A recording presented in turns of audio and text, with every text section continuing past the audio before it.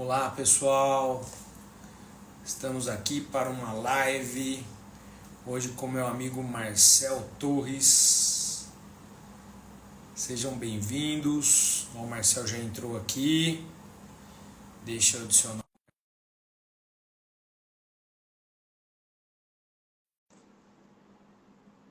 Vamos ver se entrou o pedido dele aqui. Pronto. Salve meu amigo Marcel, tudo Olá, meu bem? amigo, tudo certo? Tudo jóia, graças a Deus. E aí, tá me ouvindo bem? Tudo certo. Tudo bom? Primeiro quero te agradecer aí, ter aceito. É uma honra estar aqui com você. Que isso, a honra é toda minha. Bola, vamos falar um pouquinho do concurso da PGE, né? Que o pessoal tá aflito, é muita matéria, pouco tempo, né? Nós estamos aí com a prova do dia 25, né? E vamos bater um papo aí para tentar ajudar a turma. Vamos sim, meu amigo. É isso aí, o pessoal tá no pique agora, reta final de concurso, menos de 30 dias aí para a prova, né? Sem dúvida aí, todo mundo quer descobrir a chave, né? Descobrir o segredo ali para tá tendo um desempenho melhor. Show de bola. Deixa eu apresentar o Marcel aqui para meus amigos aqui, para os meus seguidores. O Marcel é meu colega da Procuradoria, passou no 22º concurso em 2022, né? 2018, né? 2018, perdão, 22º concurso. Ele tem especialização em constitucional, ciências penais e processo civil, é mestrando em processo civil sob orientação do professor Teresa Rudavim, e ele tem uma mentoria que é sensacional, tão sensacional que está sem vagas. Quem É sabe aí, isso aí. ver se ele abrir algumas vagas aí, porque pretender não falta, né, Marcelo? Pois é, meu amigo. É um trabalho que, como é um trabalho muito individualizado, toma muito tempo da gente. Então, infelizmente, a gente acaba tendo que fazer essa limitação aí para dar conta da nossa vida, né? Senão a gente passa do limite. Mas, com certeza aí, em breve a gente está oferecendo mais vagas aí. Show de bola, show de bola.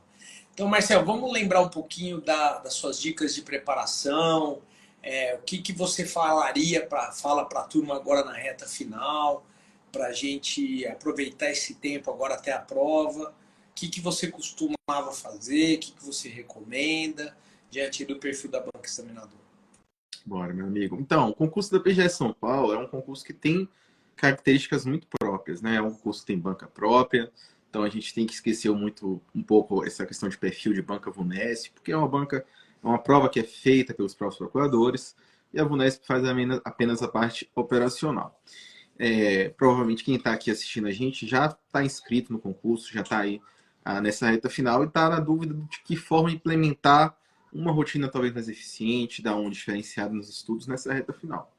O que eu fiz, e eu percebi que também diversos colegas aprovados, tanto do meu concurso quanto de concursos anteriores, fizeram, e acho que faz uma diferença significativa no resultado, é dar uma especial atenção a questões específicas da Procuradoria do Estado de São Paulo. Eu fiz isso nos meus estudos, dando uma atenção muito importante ali, muito significativa, à legislação local, né? Então, eu foquei bastante nas leis do Estado de São Paulo para pegar essa característica própria da prova. São questões que vêm dispersas nas diversas matérias, mas que acabam tendo um percentual significativo da prova. Então, faz toda a diferença, né? A par disso, a gente tem que sempre buscar coisas que vão fazer diferença na atuação da Procuradoria do Estado de São Paulo, né?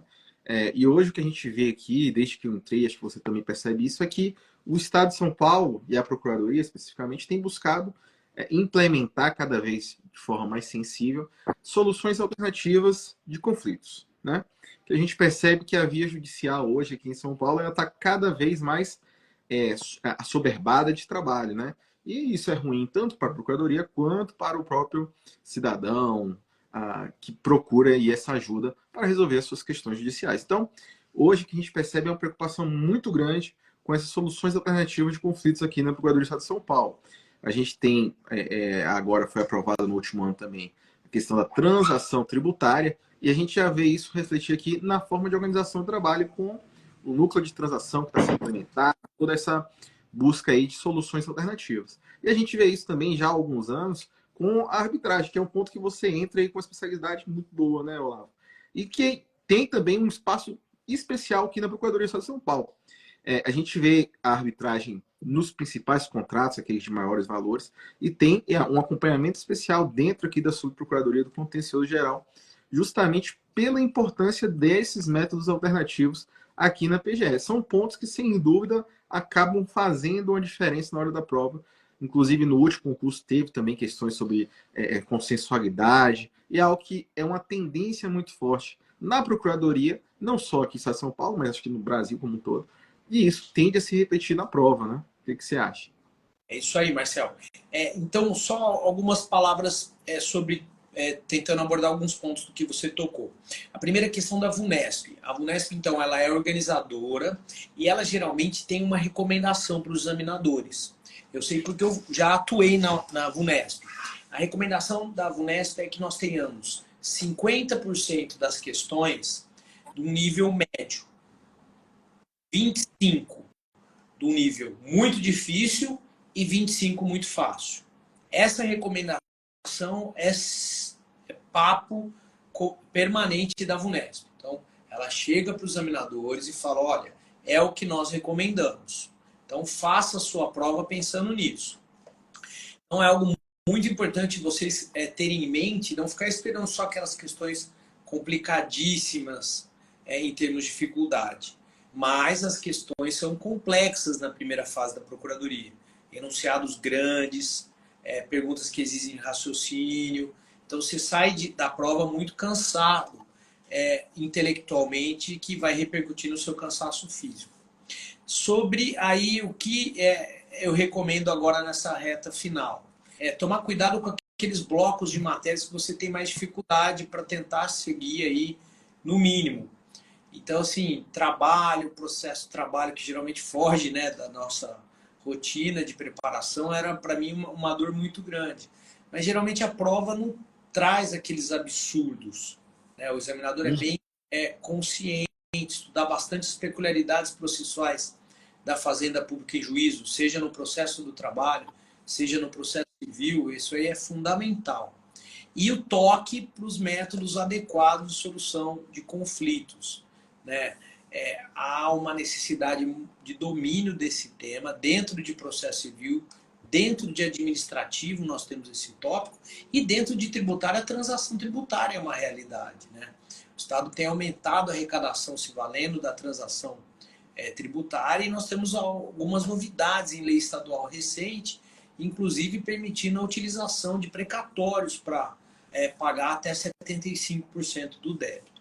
Então a transação veio para ficar, é uma mudança recente, né, que nós temos aí, Marcelo. Pra vocês terem uma ideia, pessoal, na minha época, em 1998, ninguém pensaria em arbitragem com a Fazenda Pública, embora o caso Lage é um caso que remonta à década de 60 e foi apreciado pelo Supremo em 70.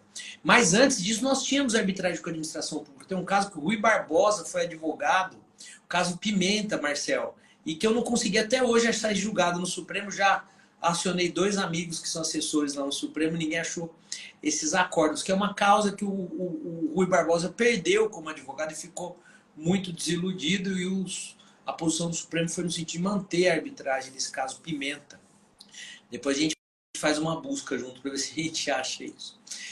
Mas aqui dentro dos métodos adequados, que é um tema de predileção do examinador, e é muito importante porque é uma área que cresce muito dentro da Procuradoria. Nós temos um núcleo de assistência para arbitragens.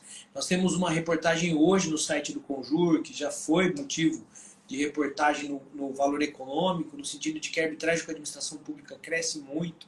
No âmbito nacional, aí nós temos as arbitragens da União e das autarquias federais, em valores que remontam e somam mais de 500 bilhões de reais. Então é o tema da moda e que é de predileção do examinador, que o examinador publica, escreve, pesquisa na sua atividade acadêmica, e há sempre uma chance do examinador perguntar sobre aquele tema que ele estuda muito, porque ele entende que aquele tema é importante. Portanto, é uma dica que a gente sempre dá para vocês buscarem esse cuidado com os métodos adequados, e daí a minha ideia de tentar ajudar o maior número de pessoas possível. Antes eu ajudava em constitucional, né? Desde 1999, lecionando, agora até inclusive acabou de me mandar mensagem um colega que passou em primeiro lugar, que foi meu aluno no cursinho para concurso. Lá atrás também, o Andrei foi meu aluno, que passou no primeiro concurso que abriu depois que eu tinha tomado posse. E é muito legal depois encontrar com quem estava lá nos bancos acadêmicos como colega da Procuradoria, e é uma felicidade muito grande. Mas Você tem diversos alunos aí, Olavo. A sua obra é fantástica, né? Eu sempre recomendo também para os meus alunos, acho uma obra excelente, Direito Constitucional, a sinopse, que não tem esse nome sinopse, eu acho que não cabe, porque realmente um trabalho de muito fôlego, muito aprofundado, assim, todos os temas muito bem tratados. Então, eu fui seu aluno através dos livros também, como tenho certeza que foram diversos colegas aí. É uma obra que eu li já no momento de avanço, assim, né? Eu tinha lido outras obras e eu peguei a sua e falei, pô, isso aqui tem nome de sinopse, mas tem mais conteúdo do que aquelas outras que eu li. Então, eu faço muito essa recomendação, porque realmente, sem nenhuma falsidade, é uma obra excelente, né? Obrigado, Marcelo. Fico muito feliz de te ouvir. Porque o estudo é muito solitário, né? Você vê, eu trabalho como procurador desde 98, dou aula desde 99, né? Completei agora em janeiro 25 anos. E estudar é muito solitário. E você imagina que eu comecei o mestrado, eu morava no Guarujá e trabalhava em Santos. Então me privava de praia, de muita coisa para poder enfrentar o mestrado. Dava aula já no Prima, em São Paulo, que era um curso grande. Montei com o Gustavo Junqueiro para concurso. Depois eu fui para o Luiz Flávio Gomes. Mas é um prazer trabalhar junto com a turma e ver eles participarem dessa fase tão difícil da vida, que é a fase de concurseiro. Mas depois passa, pessoal. É muito difícil quem desiste. Não passa, mas quem não desiste continua, vence, e isso é algo que você leva pro resto da vida. Então é uma batalha, é uma maratona, né? Que você luta consigo mesmo. Que o maior adversário da gente é a gente mesmo, né, Marcelo? Nós que nos auto-sabotamos. É isso aí. Sem dúvida, a luta ela é compensada, a gente tem uma função muito digna, muito justa, e todo mundo que faz deve ter essa veia já de advogado, que é advogar para o Estado, né, com uma profissão que nos proporciona muitas experiências, né? Hoje você pode trabalhar com arbitragem, você pode trabalhar com transação, você pode trabalhar com os processos, consultoria, então é realmente algo muito enriquecedor, que vale a pena cada sacrifício que a gente faz. São diversos sacrifícios, não é uma jornada fácil, né? Mas com certeza a recompensa está ali no final do túnel. É só conseguir continuar caminhando que a gente chega lá, Vale assim, né? mesmo, né, Marcelo? E a Procuradoria incentiva muito a atividade acadêmica. Você vê o Marcelo que está fazendo mestrado com a professora Tereza Rudalvin, é uma oportunidade fantástica, tem auxílio financeiro para isso, ela libera para frequentar as aulas, nós não temos licença de escrever como tem as carreiras federais, mas é algo muito importante para os membros. É interessante, Marcelo, que quando eu fui do conselho, já faz 24 anos, nós apresentamos uma minuta para o procurador-geral à época para aumentar de 50% para 100% aí o reembolso dos programas de mestrado, especialização e doutorado, e aprovou. Eu que fiz a minuta, deu um trabalhão, mas é algo que eu fico muito feliz, porque incentiva você e muitos outros colegas. Me incentivou à época que eu já cursava o mestrado, depois me ajudou no doutorado na PUC, e isso não tem preço na Procuradoria. É uma carreira que envolve os colegas e tem uma veia muito forte no processo civil, né? E até alguns colegas, até no direito privado também. Isso é uma medida que incentiva a qualificação do corpo técnico da Procuradoria, né, que somos nós. E vai incentivar o colega a estar sempre se mantendo atualizado, a estar investindo na área acadêmica, né? E é isso, aos poucos a gente vai conseguindo, né, que isso se reflita também no nosso trabalho. E é muito, muito bom, porque você tem essa oportunidade de diversificar a sua atuação, seu estudo, e tá aí, como você falou, sempre seguindo esse caminho conforme aí os seus interesses. Então é realmente muito gratificante isso. Obrigado aí pelo seu trabalho lá, que nos proporcionou isso aí também agora. Imagina, eu que agradeço, eu fico muito feliz de ver colegas mais jovens de idade trilhando e brilhando como você brilha aí. E também o Marcel tem uma atividade responsabilidade muito importante, porque além do conselho, depois que terminou o mandato, ele continua lutando pelas necessidades de aprimoramento da instituição. Então ele tem uma energia que dá até inveja e é muito bom ter aguerridos como ele. É isso aí. Eu tenho certeza que os colegas que irão entrar também irão aí participar, porque a verdade é que todo órgão, claro, sempre tem muito que melhorar, todo órgão público, todo escritório, sempre tem muito que melhorar. E é o que a gente busca é isso, né? Isso tudo se reflete aí em prol do Estado, da sociedade, mas é aquela coisa, é uma luta constante, né, para a gente mostrar e para a gente implementar essas melhorias que a gente já vê, inclusive, em diversos órgãos, diversos lugares, que a gente corre sempre atrás, né? Tudo na nossa vida vem sempre do esforço, né? A aprovação vem do esforço, né? A maioria do local de trabalho que a gente está vem do esforço.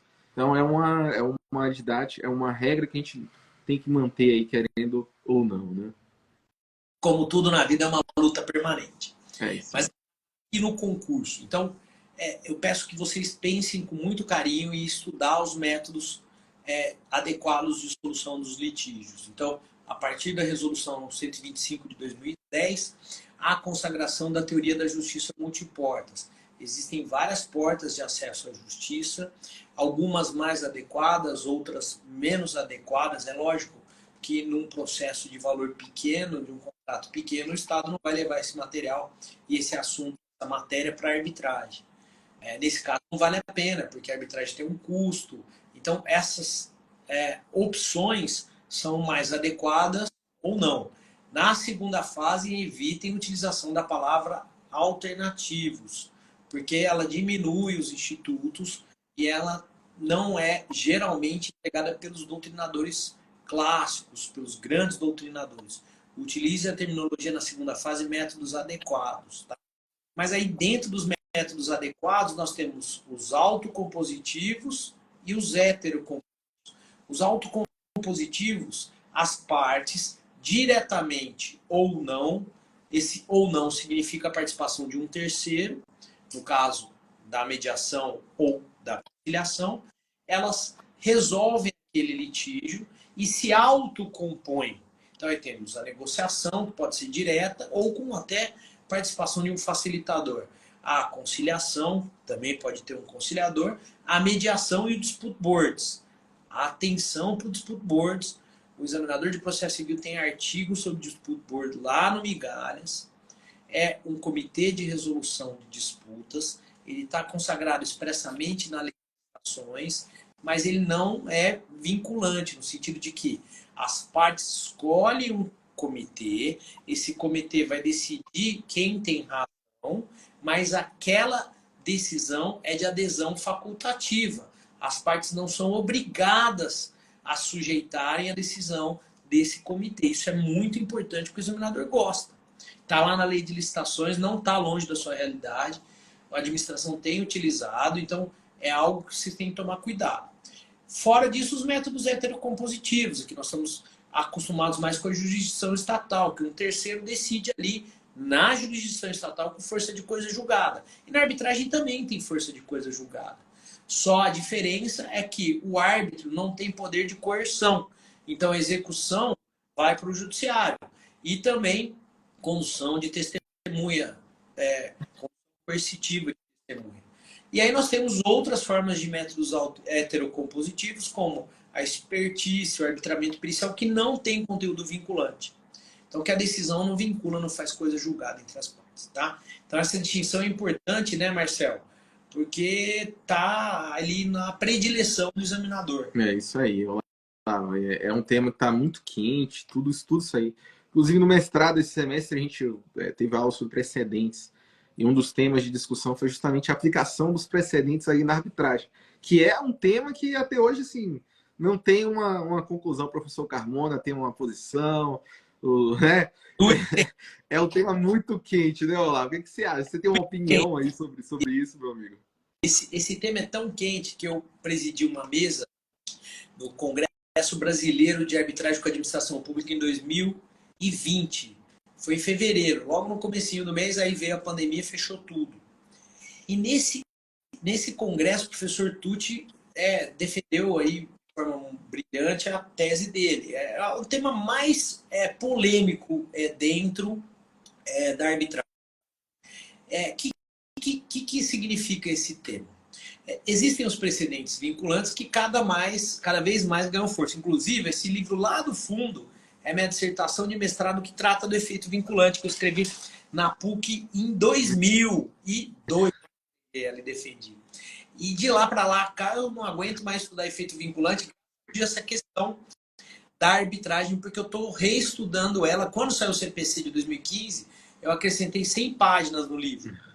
Embora ele trata de controle, mas como era o capítulo do efeito vinculante, eu abri 100 páginas. A ideia do efeito vinculante é o seguinte: o efeito vinculante ele é muito importante no Brasil, mas ele é relativamente recente, porque nós temos tradição aí romano-germânica, da lei, do império da lei, não anglo-saxônica. Embora hoje o Barroso, os outros professores que escrevem sobre isso falam que houve, na verdade, uma mistura dos sistemas, né?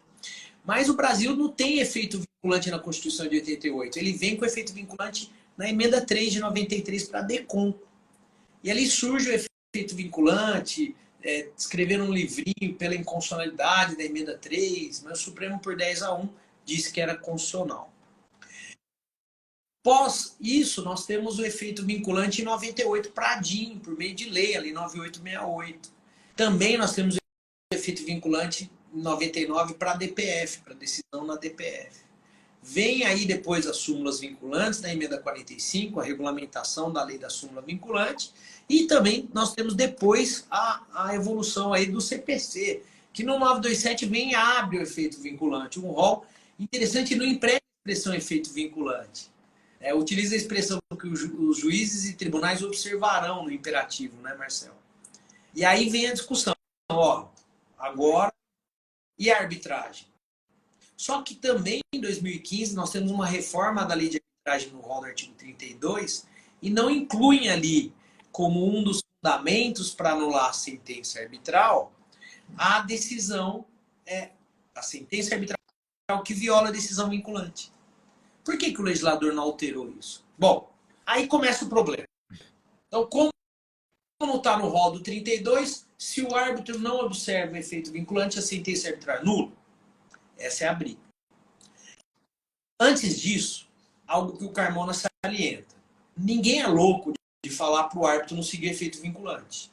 O árbitro que não segue efeito vinculante, ele cria uma situação de insegurança. Mas já tem árbitro vacilando com relação a isso. Vou dar um exemplo. A arbitragem que o Estado de São Paulo tem, em que o árbitro não observou os juros da Fazenda Pública, que é tema que tem decisão vinculante do Supremo, do STJ, da torcida do Corinthians, né, Marcelo? Eu acho que tem. O vinculante é juros, né? É verdade. E os árbitros passaram. Teve agora pedido de esclarecimento, né? Mas é um tema interessante isso aí. Mas aí, então, o que nós falamos? Espera aí, árbitro, vai lá e segue, né? É uma recomendação que nós fazemos no livro. Agora, qual é a consequência do árbitro não cumprir o efeito vinculante? Antes, uma observação que pode cair na PGE. Algo que eu faço desde a primeira edição do meu livro Lei de Arbitragem, em 2019. Recomenda-se constar na cláusula arbitral e no compromisso que os árbitros deverão obedecer os precedentes vinculantes. Porque dessa forma, ele não pode fugir como árbitro dos limites da convenção. Senão a violação ao artigo 32.4 da Lei de Arbitragem, que fulmina a decisão com a nulidade. Então, isso de constar, o Estado de São Paulo fez. Nosso brilhante colega André Junqueira fez um trabalho de pesquisa e isso hoje é padrão na nossa cláusula. Mas o que é importante vocês colocarem sobre esse tema? Que o efeito vinculante para o árbitro, ele tem duas correntes no sentido de que se ele não for observado, a primeira corrente, que é a minoritária, quantitativamente, mas com professores muito respeitados, defende que se o árbitro não tem o efeito vinculante, a decisão é nula. Fundamentam esses autores, posso citar aqui de cor o Tucci, o professor Rodrigo Fux, o ministro Luiz Felipe Salomão, e mais vários outros aí, colegas que discorrem sobre o tema. Mas em termos de quantidade é minoria, embora tenha nomes de grande expressão. Eles definem que quando o árbitro não observa o efeito vinculante, a decisão foge dos limites da convenção, porque é uma decisão que viola o direito. Porque o efeito vinculante vem e faz parte do direito. Há aí também um outro argumento, no sentido de que é um vício de falta de fundamentação. Na medida em que, se o árbitro não aplicou o efeito vinculante, ele teria que fundamentar que é caso de distinção ou de superação. E um terceiro fundamento, que é defendido pelo Rodrigo e pelo ministro Salomão, no artigo Migalhas, no sentido de que a decisão, nesse caso, ela afronta a ordem pública. E por afrontar a ordem pública, embora não esteja no rol do 32, ela gera nulidade da sentença arbitral. Mas a outra corrente, que é majoritária na doutrina, eu estou falando demais, Marcelo, mas você me provocou. Não, você está perfeito, que isso. Acrescentando muito aí para todos. E aí uma segunda corrente, que é a corrente que tem mais autores, Eu Me Filio, Gajardoni, André Roque, Sofia Temer e vários outros colegas, sustenta o seguinte: ora, não há no rol do artigo 32 como fundamento para a nulidade da sentença arbitral violar precedente vinculante. E se não há no rol do artigo 32 da lei de arbitragem essa fundamentação, o rol é taxativo. De forma que o legislador teve a oportunidade de reformar a lei de arbitragem, não fez, houve um silêncio eloquente, um silêncio intencional. Até porque se fizesse isso, que o árbitro tivesse o mérito da sentença arbitral violado. Portanto, o mérito da sentença arbitral o judiciário não pode invadir. Ele pode ali olhar e verificar e declarar a nulidade por fundamento apenas no rol do 32, que trata de questões formais ou procedimentais, não questões de direito material. E aí discorre longamente sobre o tema, mas a tese que quantitativamente, mas inclusive é a posição defendida em algumas palestras do professor Carmona, se ele não mudou de opinião. Essa é a polêmica do dia. Não vai cair na primeira fase, mas às vezes numa segunda fase, talvez, é algo que faria diferença na sua preparação. É uma pergunta ainda sem resposta, né, Olavo? Como você trouxe aí, fez um panorama perfeito do tema e as coisas correntes aí que existem, é uma pergunta sem resposta ainda. A doutrina até hoje debate sobre isso, né? É uma questão que surge aí depois do CPC também, principalmente a questão de cabimento de reclamação da decisão arbitral que não observa um precedente vinculante. Então, acaba fugindo ali do aspecto do artigo 32, porque aí você fala, não, mas o 927, né, do CPC traz ali o rol dos vinculantes, e aí fala aí também mais para frente da hipótese da reclamação sobre a decisão que não se observa o precedente vinculante, né? Ainda aí tem gente que traz a questão da súmula vinculante, que é observada também pela administração pública, e mesmo nessa hipótese que não tem sequer um processo ali e gera uma reclamação, né? Então, uma discussão muito profícua, né? Eu, particularmente, eu acho que a observância dos precedentes é forçosa, mesmo nesse contexto de arbitragem.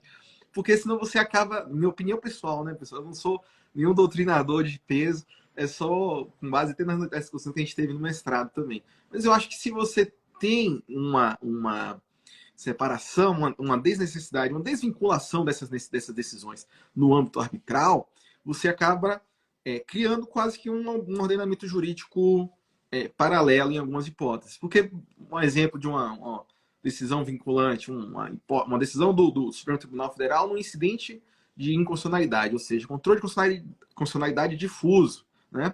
Em que você não tem ali uma declaração de nulidade da lei, mas você tem apenas no caso concreto, né?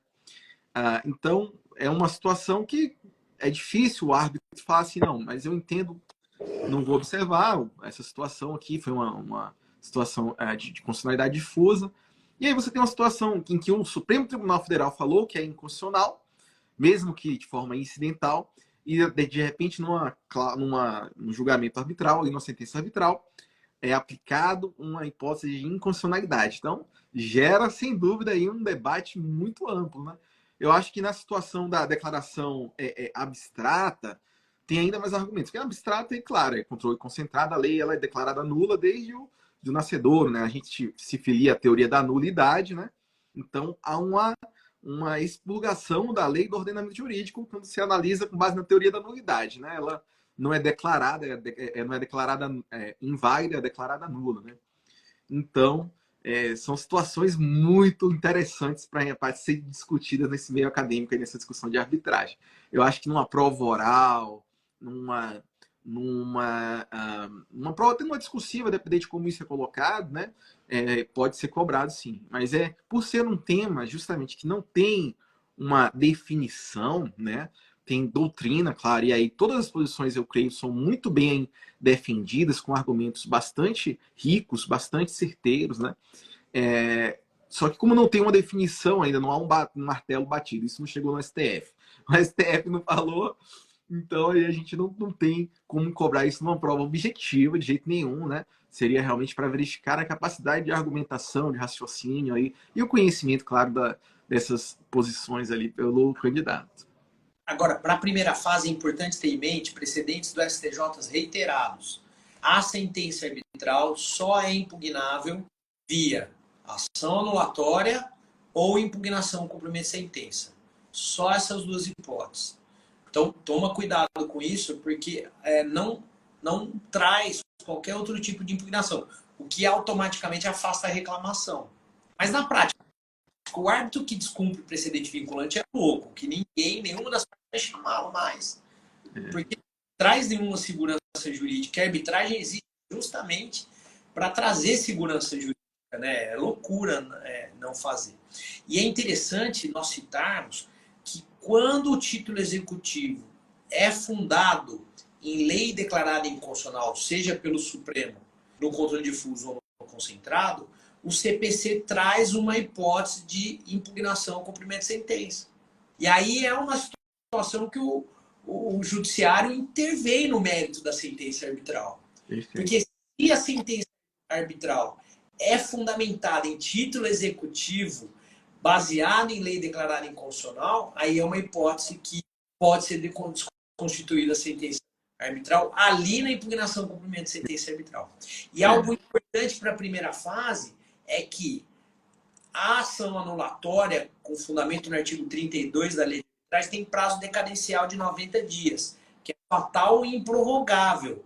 Esse prazo não suspende e só toma cuidado com aquela lei da pandemia que deu uma interrupção ou suspensão dos prazos de decadência.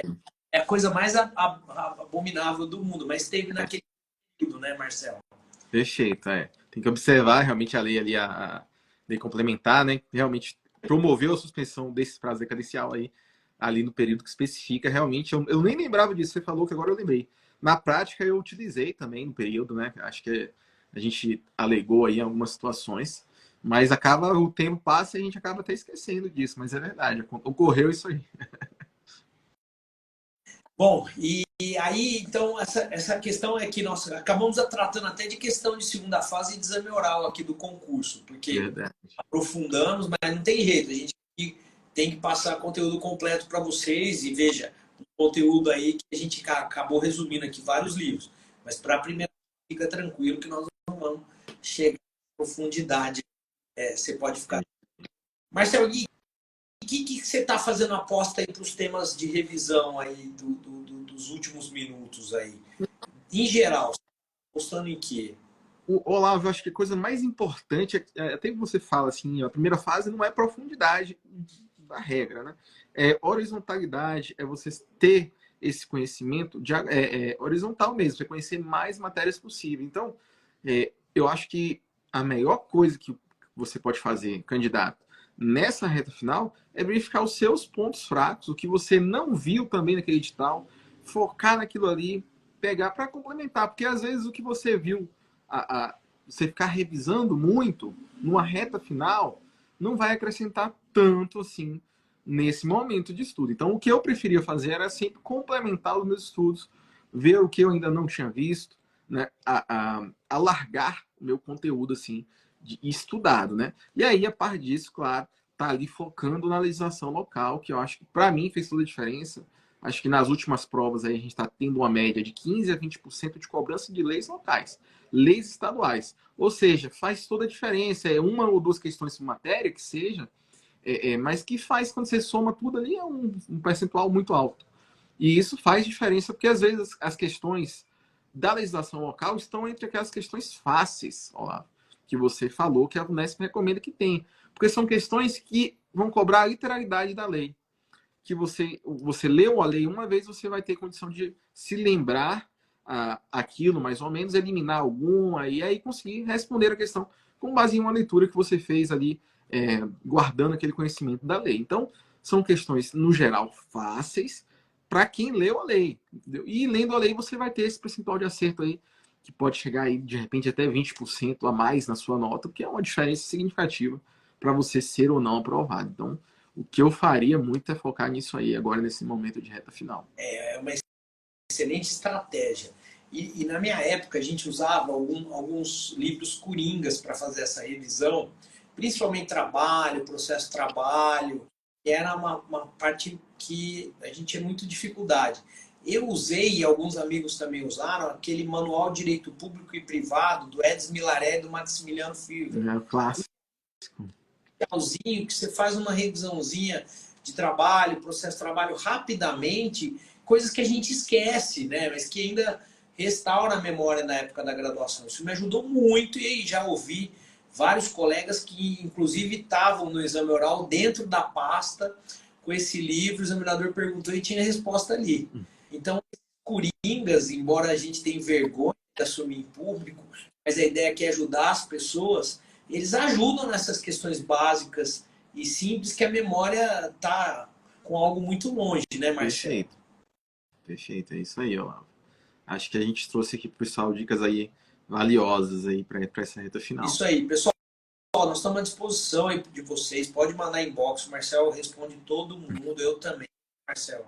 É isso E aí. E quem sabe o Marcelo abre mais vaga na segunda fase para dar um impulsionamento né, Marcelo? Eu quero uma vaga com você, meu amigo, fazer um curso de arbitragem, porque você é muito fera. Tô querendo aí participar, Bom, hein? eu que estou fazendo com você, porque você já chegou no ponto mais polêmico de arbitragem. Assim a gente até conversa mais. Foi. Conversando, acabei me lembrando aquela coisa. Falei, olha, a gente faz um bate-papo e aí o assunto acaba surgindo. Mas você acabou dando uma aula. Eu fui só provocar e... Isso. É engraçado que do nada essa matéria surge. Foi assim nas jornadas no meio da pandemia, direito processual do IBDP. Eu acabei falando do tema, nem estava no meu assunto. Todo evento que surge, lá e agora em Florianópolis, no ano passado, surgiu uma pergunta dessa lá no Congresso Internacional de Arbitragem do Conselho Federal da OAB, que eu presidi a mesa, acabei falando, sendo presidente. Não tem jeito, esse tema é muito interessante mesmo. Obrigado pela oportunidade, conta sempre comigo. E vamos ver se a gente repete uma outra live antes da primeira fase. Vamos sim, meu amigo. Foi um prazer estar aqui com você, pessoal. Vamos todos aí aguardar. Eu vou querer fazer o seu curso de arbitragem. Já tô depois dessa aula que você deu aqui, uma amostra gráfica que já mostra muito bem o que a gente pode esperar, que é um conteúdo de profunda qualidade, meu amigo. Sou seu aluno há muito tempo através dos livros e sei que realmente é um domínio incrível do direito que você traz aí pra gente. Então, muito obrigado pela oportunidade. Pessoal, obrigado por assistir. Admiração recíproca, viu, Marcelo? Obrigado mesmo aí pela oportunidade, por aprender aqui com você.